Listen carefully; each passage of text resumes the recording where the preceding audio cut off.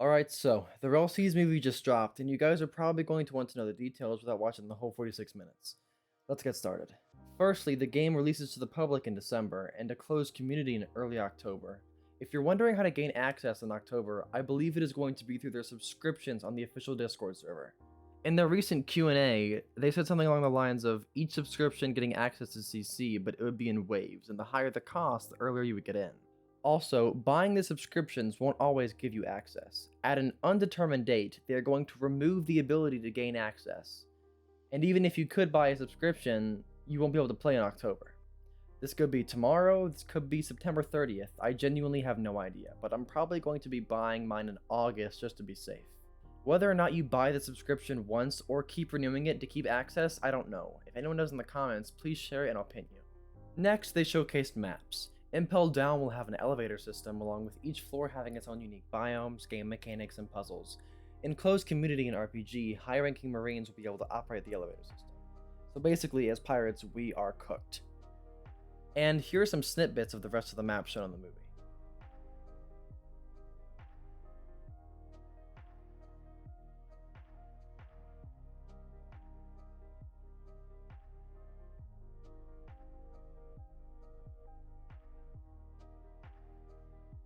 Next, they talk about progression. There are over 40 in-game pirate factions you may encounter, and how you interact with them affects your reputation with them. Similar to Deepwoken, if you kill a certain faction, they probably won't like you, but I assume it'll be more in-depth than that in Rell. Along with those factions, there are many events that will affect your relationship with them. There are land events like a bar fight, sea events like a sea beast, and underwater sea events like an underwater sea beast fight in a submarine. Next, there's a system called decks. There's a fishing dex that shows your fishing progression, recipe decks, adventure decks, craftsman decks, etc. Some decks give rewards like XP, whilst others provide information, like the adventure deck is going to help you find events. They briefly re-showcase fishing, not much to see here. Next, they show improvements on combat. Each M1 is unique, and there are no more keyframe restrictions. I honestly don't know what that means, but I hope you do. Using a heavy on the ground keeps you horizontal, but using it in the air allows you to control direction vertically. Here's a new game mechanic. Using heavy in the middle of M1s turns it into a grab throw. This grab can be directional and can damage other players. Here's a new vertical down tilt. Left and right dashes share the same cooldown. Forward and backward dashes do as well. Left and right dashes have iframes. Geppos were reduced to 3.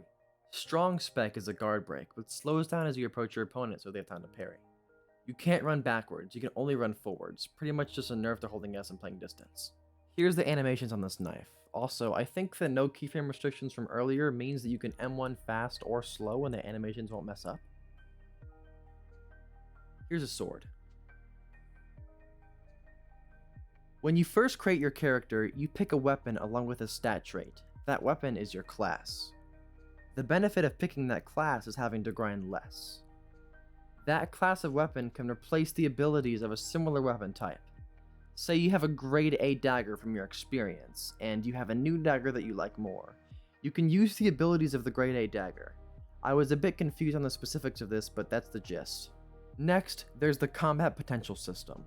Basically, you have 3 poster slots, and you find posters through the adventure decks, events, dungeons, boss drops, etc. Posters have 3 types: fierce, offensive, tactic, defensive, and agile movement. Here's the normal dash, and here's the upgraded dash with the flash dash agile poster equipped. Here's the regular heavy, and here's the upgraded heavy with the faster punch fierce poster equipped. Here's some bosses. If you want to see the whole fights, watch the original movie in the description and skip to this timestamp shown on screen. The first is Baldur. Second is Katame. Or Katame, I don't know. Now, onto the Haki System. It's similar to the combat potential system, but rather than fierce, tactic, and agile posters, you have armament, observation, and conqueror posters. You also have 6 slots rather than 3. You could run 4 conqueror, 1 armament, and 1 observation and look badass, or you could run 6 armament and be an M1 god. My personal favorite is this amazing poster that turns your final M1 into a black flash. This looks amazing, Rell Bros. And apparently, when someone super strong approaches the island, you'll know it. The dodging with observation posters looks great. This Conqueror's poster activates when you get knocked, and stuns all opponents nearby for 10 seconds, not letting you get gripped. If this does not hit your allies, that is busted in team fights. Here's another Conquerors poster, kinda brain dead, so I hope it has some sort of downside. The Conquerors Haki looks so good in this game.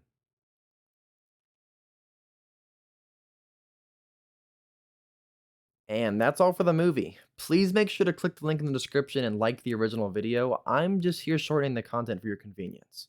They're the ones actually making it. Also, my Rell crew will be linked in the description as well if you want to join. So, see ya.